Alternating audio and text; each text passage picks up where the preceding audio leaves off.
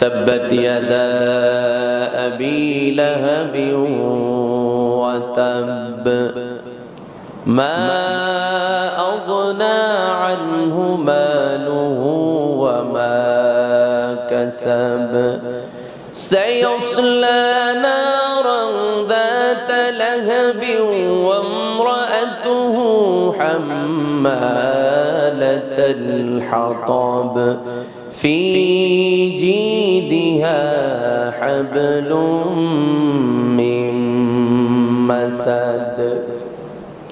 যখনই নবী আলাইহিস সালাতু ওয়াস সালাম সত্য ধর্মের দাওয়াত শুরু করে দিলেন, তোমরা সবাই কালেমা পড়ে নাও, সবাই তোমরা আমার উপরে ঈমান আনো, আল্লাহর উপরে ঈমান আনো, তাওহীদের প্রতি বিশ্বাস স্থাপন করো, এক আল্লাহর প্রতি ঈমান আনো। যেই ধর্ম তোমরা পালন করো এই ধর্মের কোনো ভিত্তি নাই, কোনো অস্তিত্ব নাই। যেই খোদার ইবাদত তরফ তোমরা করো এই খোদার কোনো ভিত্তি নাই, এই খোদার কোনো অস্তিত্ব নাই। কারণ আমরা নিজের চোখেই দেখতে পাই, নিজের হাতেই নিজেরা বানাই, পিছনে আবার একটা বাঁশ দিয়া তারপরে দাঁড় করায় দেয়, আছে না নাই জোরে বল। এরপরে যখন ডিউটি শেষ হওয়ার পরে আবার নিজেরাই পানির মধ্যে চুবায়া ধ্বংস করে দেয়, আছে না নাই জোরে বলে। তাহলে আমরাই দেখি এর কোনো অস্তিত্ব নাই। তবে এখান থেকে বোঝার বিষয় হলো আমরা কোরআনের একটা আয়াতকে সামনে নিয়ে এই কথাটাকে আমরা মাঝে মধ্যে বলি, এটা যে কোরআনের আয়াত তা অনেক বুদ্ধিজীবীরা জানে না। মনসিফটে বক্তব্য দেয় লাকুম দীনুকুম ওয়ালিয়া দীন, বুখারী শরীফের হাদিস। কথা বল না কেন? লাকুম দীনুকুম ওয়ালিয়া দীন বুখারী শরীফের হাদিস না, এটা কোরআনের আয়াত। জোরে কন, কোরআনের আয়াত। ধর্ম নিয়ে কোনো বাড়াবাড়ি নেই, যে যেটা করে করুক। আর এই ফতুয়া দিয়া কিছুক্ষণ মন্দিরে গিয়াও ওইখানে গিয়া ওই খাবার দাবার তাদের সাথে একসাথে খায়, আবার এই পেশায় এসে টুপি মাথায় দিয়া আবার হুজুরদের সাথে বৈশাখ হয়, আপনাদের সাথে আছে। এই শ্রেণীর লোক সমাজের মধ্যে আছে না নাই জোরে বলেন। নিজের ঈমানকে বিক্রি করে দেয়। কতক্ষণ বলে মা দুর্গা এই আসার কারণে, তিনি ঘোড়ার পিঠে চড়ে আসার কারণে, তিনি অমুক বাহনের উপরে চড়ে আসার কারণে এই বছর ফসল বেশি হয়েছে। আবার ওই বেশে গিয়া কয় আল্লাহ সব করছে। এইরকম মুনাফিক মার্কা লোক সমাজের মধ্যে আছে না নাই জোরে বলেন। একই মুখে দুই কথা। আর এই মুনাফিকদের জন্য আল্লাহ পাক রব্বুল আলামিন কালামের মধ্যে জানিয়ে দিয়েছেন, ইন্নাল মুনাফিকিনা ফিদ দারকিল আসফালি মিনান নার।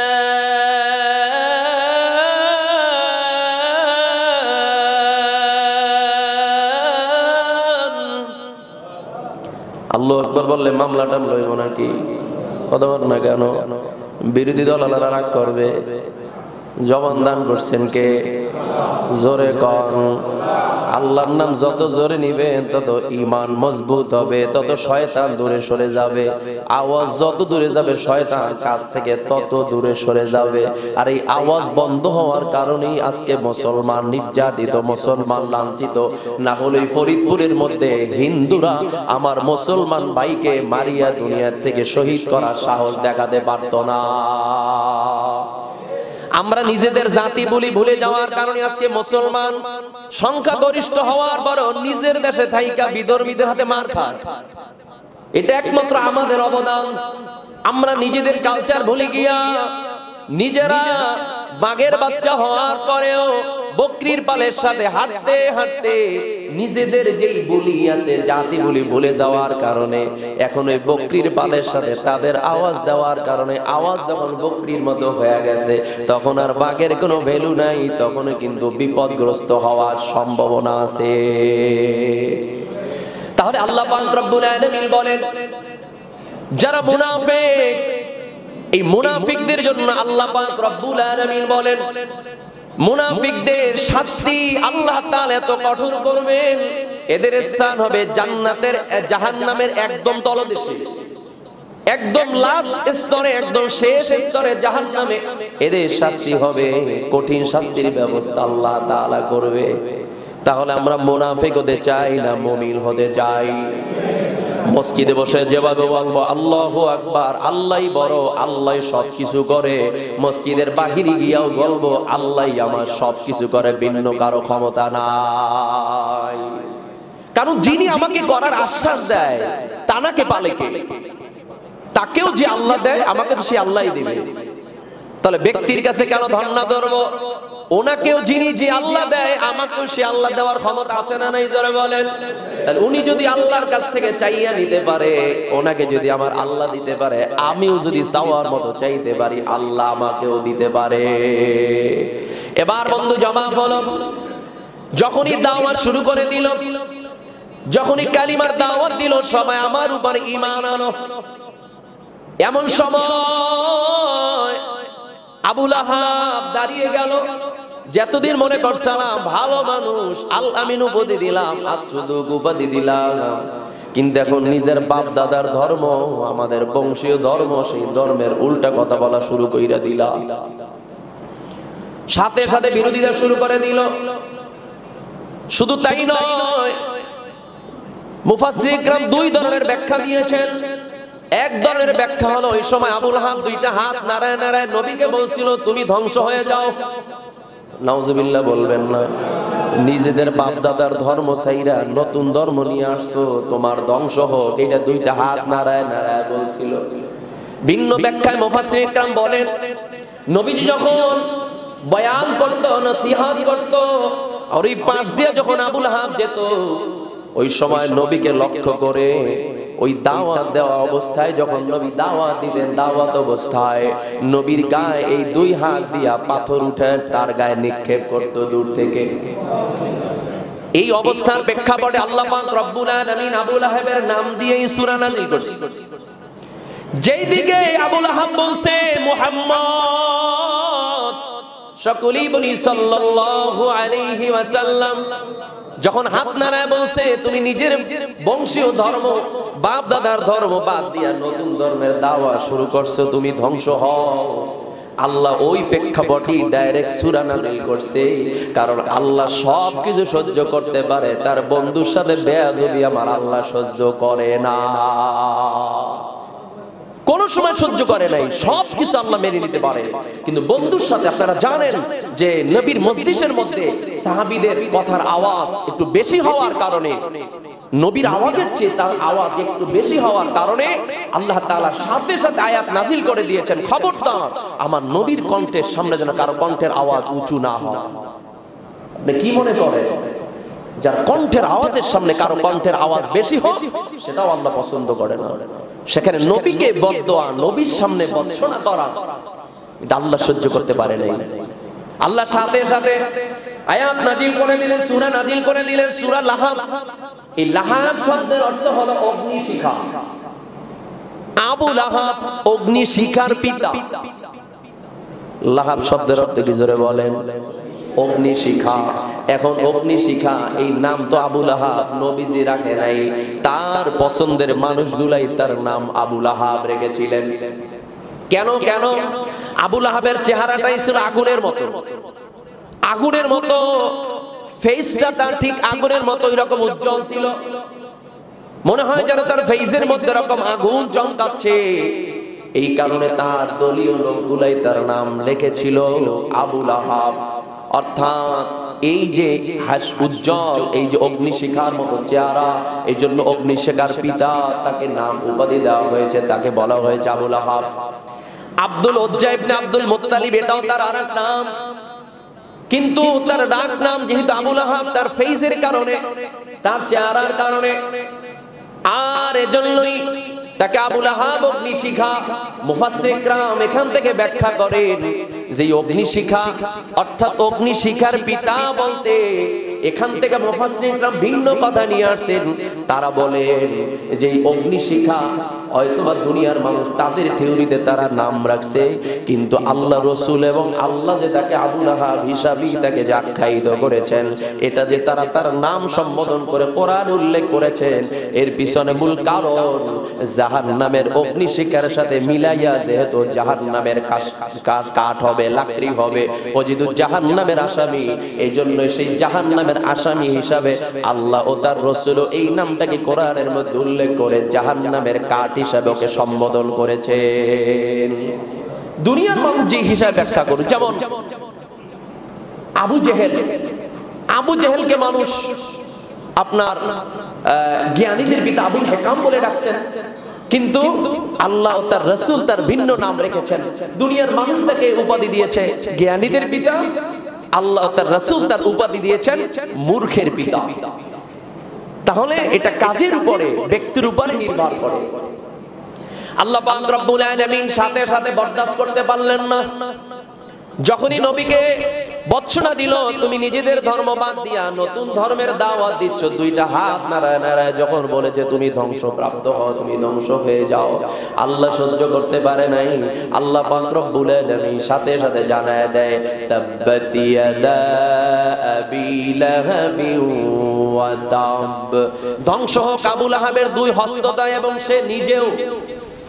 এখান থেকে মুফাসসির ইকরাম বলেন, দুই হস্তদ্বয় বলতে তাকে নিজেকেই বোঝানো হয়েছে, কারণ মানুষের এক নাম্বার জবাব যে দুইটা হাত নাড়ায় নাড়ায় নবীর দিকে হাত তুলে বর্ষনা দিয়েছে, আল্লাহ এই জন্য হাত উল্লেখ করেছেন। মূলত একটা মানুষের শরীরের মূল চালিকা শক্তি হলো দুইটা হাত, ঠিক কিনা জোরে বলেন? এই হাত যদি না থাকে তাহলে শরীরের কোনো শক্তি কোনো কাজে আসে নাকি? দেখবেন একটা মানুষ স্বাভাবিক আছে, হাত এইরকম আছে, শরীরে একটা ডাবল শক্তি আছে, কিন্তু হাতটা যখন এইরকম করে দিবেন আপনার শরীরের অর্ধেক শক্তি কমে যাবে। কথা বলেন না কেন? তখন একটা ধাক্কা দিলে আপনি পড়ে যাবেন। কিন্তু হাত যদি খোলা থাকে তখন তার শরীরে দেখবেন ডাবল শক্তি থাকে, কিন্তু হাত যদি গুটানো থাকে, বুকের সাথে বাঁধা থাকে, তখন তার শক্তি অর্ধেক হয়ে যায়। একটু হালকা আঘাত লাগলেও দেখবেন বান্দা পড়ে যায়। এজন্য আল্লাহ তাআলা ওই হাতকে লক্ষ্য করে আল্লাহ তাআলা বলেছেন, তাব্বাত ইয়াদা আবি লাহাবি ওয়া তাব, ধ্বংস হোক আবু লাহাবের দুই হস্তদ্বয়, অর্থাৎ দুই হাত, এবং আবু লাহাব নিজেও ধ্বংস হোক। আল্লাহ তাআলা এই দুই হাত দ্বারা তাকে সম্পূর্ণ নিজেকেই বোঝানো হয়েছে যে আবু লাহাব ধ্বংস হোক, কারণ নবীকে বর্ষনা দিয়েছে। শুধু তাই নয়, আল্লাহ পাক রব্বুল আলামিন সামনের দিকে বলেন, মা আগনা আনহু মালুহু ওয়া মা কাসাব। আল্লাহ পাক রব্বুল আলামিন আবার সামনের দিকে বলেন, তার সম্পদ ও তার উপার্জন কোনই কাজে আসেনি। অর্থাৎ আবু লাহাব যত ধন সম্পদ যাহা কিছু অর্জন করেছে, কোনটাই আবু লাহাবের কোনো কাজে আসে নাই। এবার বলবেন কিভাবে কাজে আসে নাই? নবীকে বর্ষনা দেওয়ার কারণে আল্লাহ পাক রব্বুল আলামিন তার পরিস্থিতিটা কেমন করেছেন, এখান থেকে আমাদের শেখার বিষয় আছে। আবু লাহাব এই বর্ষনা দেওয়ার পর আল্লাহ এক নম্বরে তার জন্য আয়াত নাজিল করে জানায় দিলেন, আবু লাহাব নিজেও ধ্বংস হোক, তার দুই হস্তদ্বয় ধ্বংস হোক, এবং তার যত অর্থ সম্পদ আছে, উপার্জন আছে, কোনোটাই তার কাজে আসে নাই। এখান থেকে বোঝার বিষয় হলো, আবু লাহাব নবীকে বহু অত্যাচার নির্যাতন করেছেন, দাওয়াতে বাধাপ্রাপ্ত করেছেন, নবীকে বহুত বিপদগামী করেছেন, নবীর দিকে পাথর নিক্ষেপ করেছেন। অথচ আবু লাহাব নবীর চাচা ছিল, তার বংশের লোক। এখান থেকেই বুঝবেন, শত্রু যদি ঘরের মধ্যে থাকে তার বিপদের জন্য এটাই সবচেয়ে বেশি যথেষ্ট হয়ে যায়। যখন তার চাচা নিজেই বিরোধিতা করেন, বিরোধিতা করার পর আল্লাহ পাক তার লাশ পরিণতিতে কি করেছিলেন, আবু লাহাব আস্তে আস্তে করে যখন বয়স সামনের দিকে বাড়তে রইল, সামনের দিকে যাওয়ার পর মুফাসসির ইকরাম দুই ধরনের কথা বলেন।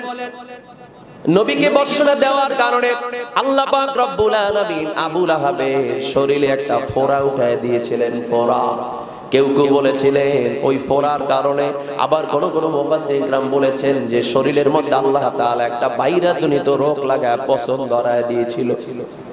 যখনই শরীরের মধ্যে পচন ধরছে, যখন আস্তে আস্তে করে শরীরের মধ্যে গন্ধ শুরু হয়ে গেছে, আল্লাহ তাআলা কি পারেন যখন শরীরের মধ্যে পচন ধরা শুরু হয়ে গেছে, এমন সময় তার ফ্যামিলির মানুষগুলাই তাকে ঘর থেকে বাইরে ফালায় দিচ্ছে।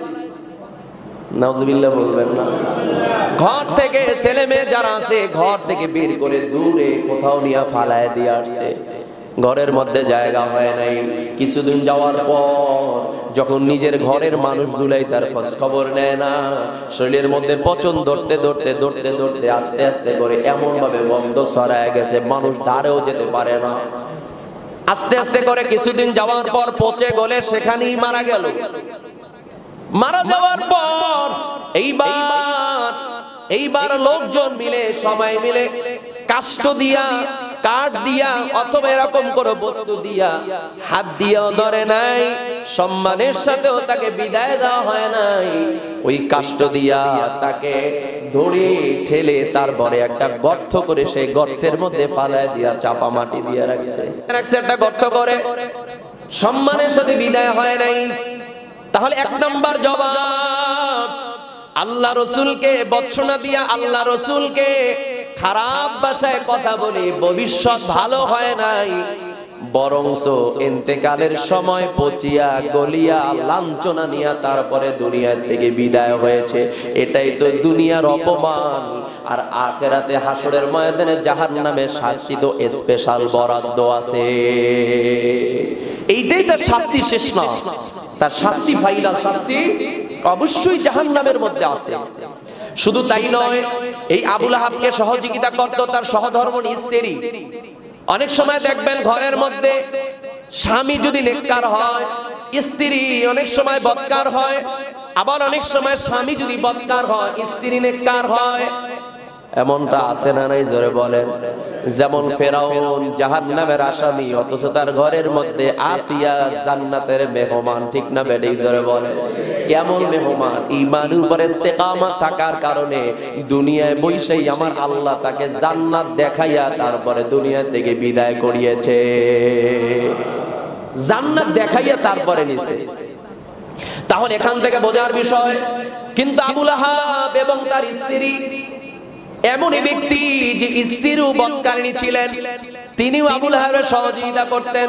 কিতাবের মধ্যে লেখে, শুধু তাই নয়, সামনের দিকে স্ত্রী সম্পর্কেও আল্লাহ পাক রব্বুল আলামিন উল্লেখ করে তার ঘটনাটাকেও উল্লেখ করে জানায় দিয়েছেন।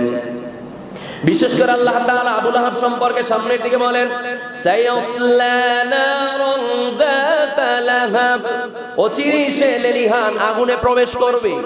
আল্লাহ দুনিয়ার শাস্তি তো দুনিয়ায় দেখাইয়াই দিয়েছে, আর তার জন্য খোঁজখবরই জানায় দিয়েছে অচিরেই দুনিয়া থেকে বিদায় হওয়ার পরে তার জন্য লেলিহান আগুন নির্ধারণ করা আছে, ব্যবস্থা করা আছে।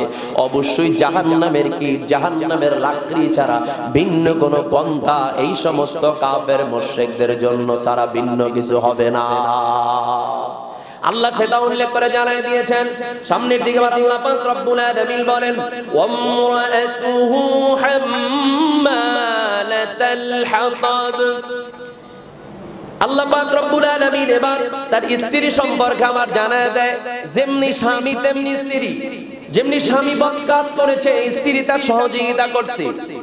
দুনিয়ায় বসে স্বামী যদি নেককার হয়, স্ত্রী যদি নেককারিনী হয়, হাদিসের মধ্যে আসছে হাসরের ময়দানে স্বামী এবং স্ত্রীকে আল্লাহ পাক রব্বুল আলামিন একই জান্নাতে স্থান দিয়ে দিবে। অনেক সময় নারীরা আছে, যদি শোনে যে জান্নাতে যাওয়ার পরে একজন পুরুষকে আল্লাহ তাআলা 70 জন হুর দেবে, এইটা শোনার পরে দেখবেন অনেক মহিলারা পুরা দেখবেন চেহারা মাগরিবের রক্ত হয়ে যায়। কে আছে না রাগ করে যে দুনিয়ায় বসে খেদমত করলাম আমি, সারা জীবন তার সাথে সংসার করলাম আমি, এই দুনিয়ায় বসে তো সহ্য করি না, প্রয়োজন মার্ডার করে ফেলাই। এরপরে আরেকজন আনেন, কোনো কাজই হবে না, এই নাম উল্লেখ করতে পারবেন না। কিন্তু জান্নাতে এখানে তার হাত নাই, তখন দেখবেন মুখটুক আন্দার হয়ে যায়, এখন আর কি বলবে। কিন্তু এটা না বোঝার কারণে, আপনি যদি আপনার স্বামীর সাথে জান্নাতে থাকতে চান তাহলে আপনাকেও নেককারিনী হতে হবে।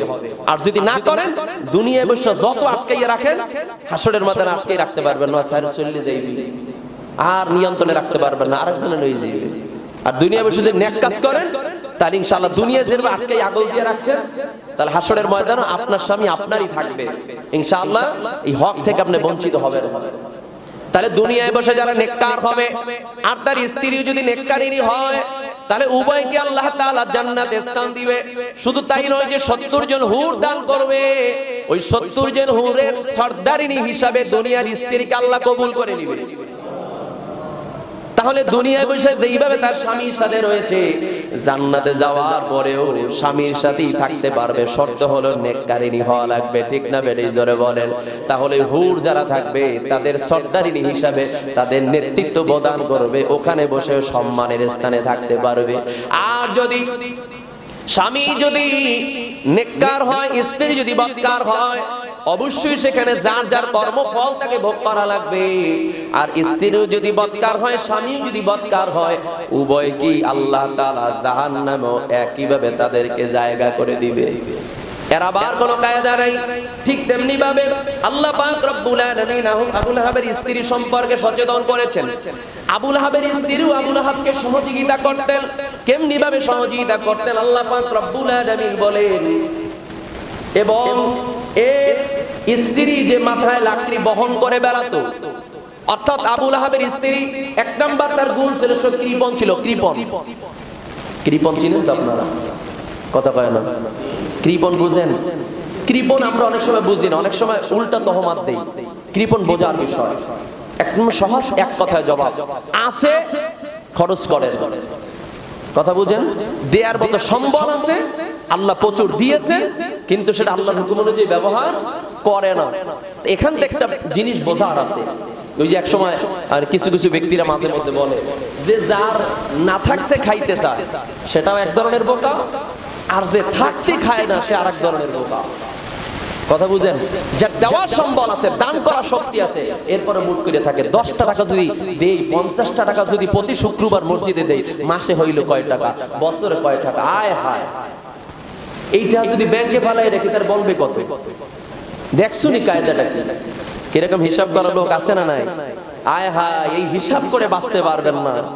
দিয়েছে সম্পদ আল্লাহ, চেয়েছেও আল্লাহ, আবার সম্পদ বাড়াইয়া দেওয়ার ঘোষণাও দিয়েছে আল্লাহ। আমি দিছি, আমার রাস্তায় আবার দিবি, আমি এবার তোর 10 গুণ বাড়াইয়া দেব।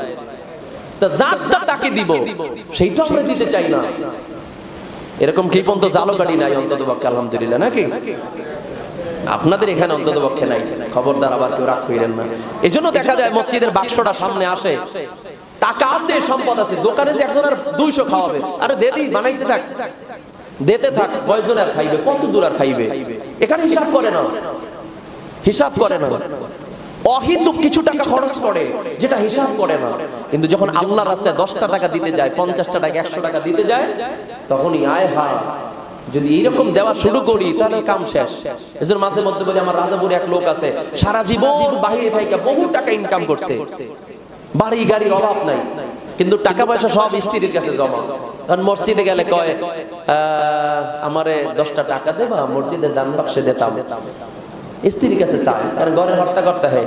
হ্যাঁ, আবার কুদুনি দিয়া ঘরের মধ্যে বসে কয় 10 টাকা লাগবে কেন? ওখানে 2 টাকার নোট বাংলায় না সেই নিয়ে যাও। বুঝলেন? ইনকাম করলেন সারা জীবন আপনি, এখন আপনার ইচ্ছা মতো 10টা টাকা দান করতে পারতেছেন না, সেটা স্ত্রীর কাছ থেকে চাইয়া তাও হিসাব দিয়ে তারপরে নেওয়া লাগতেছে। এরকম স্ত্রী আছে না নাই?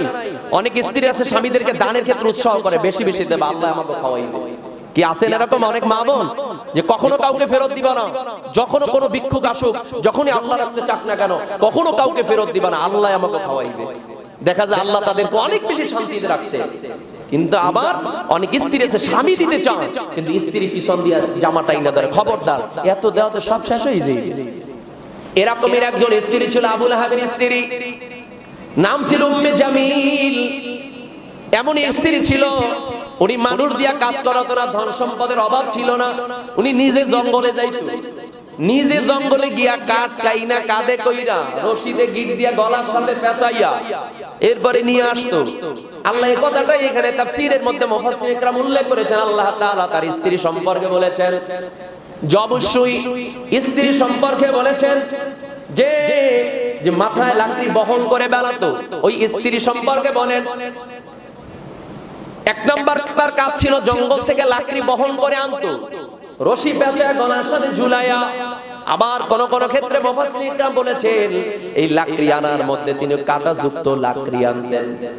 এই কাঁটাযুক্ত লাকড়ি এনে নবী যেই পথে চলতো অথবা সাহাবীরা যেই পথে চলতো ওই রাস্তার মধ্যে কাঁটাযুক্ত ডাল ফালায়া রাখতেন। নিজে কাঠ বহন করে আনতেন। এক নম্বরে ছিল কৃপণ, এক নম্বরে ছিল কৃপণ।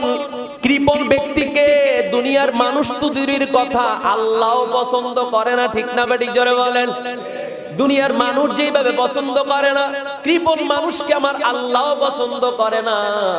কৃপণ আল্লাহ তাআলার ভালোবাসা অর্জন করতে পারে না। এই জন্যই তো আবু বকর দান করতে করতে সালার শট পড়ছে, আল্লাহ খুশি হয়ে গেছে।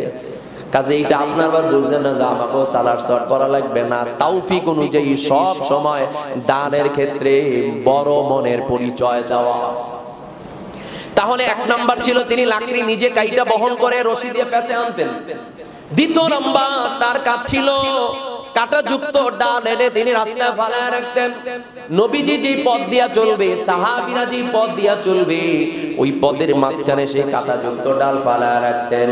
আল্লাহ পাক রব্বুল আলামিন তার জন্যই আবার সামনের দিকে জানায় দেয় ফি জিদিহা হাবলুম মিন মাসাদ।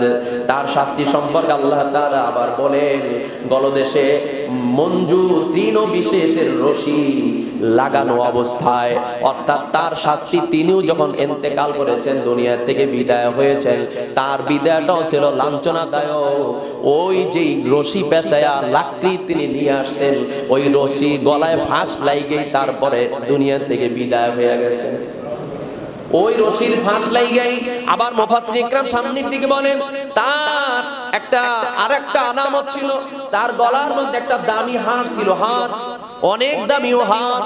তিনি নবীকে ক্ষতি করার জন্য এই পর্যন্ত ঘোষণা দিয়েছিলেন, প্রয়োজন আমার এই দামি হার বিক্রি করে সেই অর্থ দ্বারা হলেও আমি মুহাম্মাদের ক্ষতির জন্য লেগেই থাকবো। নাউজুবিল্লাহ বলবেন না? এই জন্য আল্লাহ পাক রব্বুল আলামিন বলেন যে তার বিদায়টা কেমন, তার বিদায়টাও দুনিয়া থেকে হয়েছে রশির ফাঁস লাইগা তারপরে মইরা রইছে। দ্বিতীয় নাম্বার তার শাস্তিটা কেমন হবে, জাহান্নামের মধ্যে সেই অগ্নিশিখার সেই আগুন জাহান্নামের মধ্যে তার রশি আল্লাহ পাক রব্বুল আলামিন তার গলার মধ্যে লাগাইয়া তারপরে সেই জাহান্নামের মধ্যে তাকে শাস্তি প্রদান করা হবে। স্বামীও যেভাবে বদকার জাহান্নামের আসামি, স্ত্রীও ঠিক একইভাবে সেই রকম বদকারিনী জাহান্নামের আসামি। আর উভয় ব্যক্তি দুনিয়া থেকে লাঞ্ছিত হয়ে অপমানিত হয়ে তারপরে দুনিয়া থেকে বিদায় হয়েছে। তাহলে যে আল্লাহর খাঁটি গোলাম হয়, যে আল্লাহর পক্ষে থাকে, সে ধ্বংস হয় না, সে দুনিয়ার সম্মানের সাথে থাকে, তার বিদায়টা সম্মানের সাথে হয়, আখিরাতেও তার জন্য জান্নাতের মধ্যে বরাদ্দ আছে। আর যেই বান্দা দুনিয়ায় বসে কোরআন হাদিসের ইসলামের বিরোধিতা করবে, নবীর বিরোধিতা করবে, আল্লাহর বিরোধিতা করবে, তাদের যেইভাবে দুনিয়ায় লাঞ্ছিত তারা আখিরাতে অবশ্যই লাঞ্ছিত হবে। যার কারণে আপনি বাংলাদেশের মধ্যে খবর নিয়ে দেখবেন নবীর ওয়ারিস হক্কানি উলামায়ে কেরাম, এই উলামায়ে কেরামদের গায়ে অনেকে হাত দেয়, আছে না নাই জোরে বলেন? তাদেরকে গালিগালাজ করে, তাদেরকে বিভিন্ন রকম ফাহেসা ভাষায় কথা বলে। একটু খবর নিয়ে দেখেন ওদের মৃত্যুটাও আসানে হয় নাই, নিজের পায়খানা বরকতি খাবার নিজে খাইয়া মারা গেছে। এরকম হাজারো প্রমাণ আছে, নিজের বরকতি পায়খানা নিজে খাইয়া যেখানে সেইখানে মারা গেছে। ছেলেও খবর নেয় নাই, মেয়েও খবর নেয় নাই। আপনি দেখেছেন এই যে করোনা ভাইরাসের সময় শত মানুষ যখনই করোনায় আক্রান্ত হয়েছে, ছেলেও পাশে নাই, মেয়েও পাশে নাই। কেন? এর পিছনে একটা কারণ আছে। যেই বান্দা আল্লাহর খাঁটি গোলাম হবে, আল্লাহ তাকে দুনিয়ায় লাঞ্ছিত করবে না, এটা আল্লাহর ওয়াদা। যেই বান্দা আল্লাহর হুকুম অনুযায়ী চলবে, ওই বান্দাকে আল্লাহ তাআলা লাঞ্ছিত করবে না, অপমানিত করবে না। আর যেই বান্দা আল্লাহর হুকুমের বিরুদ্ধে আচরণ করবে, তার যেইভাবে দুনিয়ায় লাঞ্ছিত, আখিরাতের জিন্দেগিতেও তার জন্য লাঞ্ছিত অবস্থা রয়েছে। এজন্য যারা আজকে নবী নাই কিন্তু নবীর ওয়ারিস জমিনের মধ্যে আছে না নাই জোরে বলেন? সে যে তরিকার হোক না কেন, যে দলের হোক না কেন, যদি আমি মনে করি ইনি একজন আলেম, ইনি একজন নবীর ওয়ারিস, নবীর আখলাক যদি তার মধ্যে থাকে, সেই কালচার যদি তার মধ্যে থাকে, অবশ্যই একটা জিনিস মনে রাখবেন, খবরদার কোনোদিন বেয়াদবি করবেন না, কোনোদিন বেয়াদবি করবেন না। তাহলে কি হবে? আপনি হয়তো মৃত্যুর আগের দিন হলেও আপনার অপমানিত হয়ে তারপর মারা যেতে হবে। হয়তো সে কোনো প্রতিবাদ করবে না, সে কিছু বলবে না, তার শক্তি নাই, ক্ষমতা নাই, কিন্তু জানার ক্ষমতা আছেন, তার নাম কি? জোরে বলেন। আসেনি? আগের মতো ক্ষমতা আছে তো? যে আল্লাহর ক্ষমতার সামনে কোনো ক্ষমতা চলে না। এই জন্যই আল্লাহ স্পষ্ট করে জানায় দিয়েছেন, ওয়া মাকারু ওয়া মাকারাল্লাহ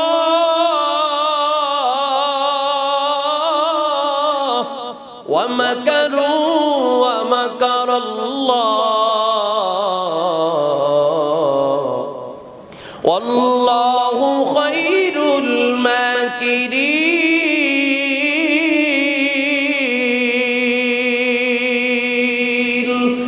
আল্লাহ পাক রব্বুল আলামিন বলেন, দুনিয়ায় বৈশা যত ষড়যন্ত্র করো, যত আমি আল্লাহর উল্টে চলার চেষ্টা করো, কাজ হইবে না। আমি আল্লাহর পরিকল্পনার সামনে তোর কোন ষড়যন্ত্রে কাজ হবে না। আমি আল্লাহর ধরা এত মারাত্মক ধরা, আল্লাহ পাক রব্বুল আলামিনের ধরা থেকে এড়িয়ে যাওয়ার কোনো সুযোগ নাই। আর যদি মনে করেন না না আমি দুনিয়ায় থাকবো না, আল্লাহর হুকুমও মানবো না, তার দুনিয়ায় থাকবো না, তার কথাও শুনবো না, আর আল্লাহ পাক রব্বুল আলামিন ডাক দিয়ে বলেন, এই শ্রেণীর মানুষ কিছু থাকবে হাসরের ময়দানে। ওই হাসরের ময়দানে উপস্থিত হওয়ার পর যখন দেখবে বিপদে পড়ে গেছে, আয় হায় দুনিয়ায় বসে কথা শুনি নাই, ওলামা ইকরামদের নসিহত শ্রবণ করি নাই, কোরআন হাদিসের কথা মানি নাই, তখন ডাক দিয়ে বলবে, আয় হায় কোথায় যাব, কোথায় পালায় যাব, কোথায় এড়িয়ে যাব। ফাইদা বারিকাল বাসার, এই যে এড়িয়ে যাওয়ার মতো কোনো স্থান নাই। আইনাল মাফার, গোটা পৃথিবীতে আল্লাহ তাআলা আমাদেরকে বেষ্টনে দিয়ে রাখছেন। এজন্য যতদিন বাঁচবো নবীর তরিকার উপরে চলবো, আদব নিয়ে চলবো, আল্লাহর গোলামির উপরে চলবো। রাজি আছি না নাই? আল্লাহ আমাদের সবাইকে কথার উপর আমল করার তৌফিক দান করুক, সকলে বলি আমিন।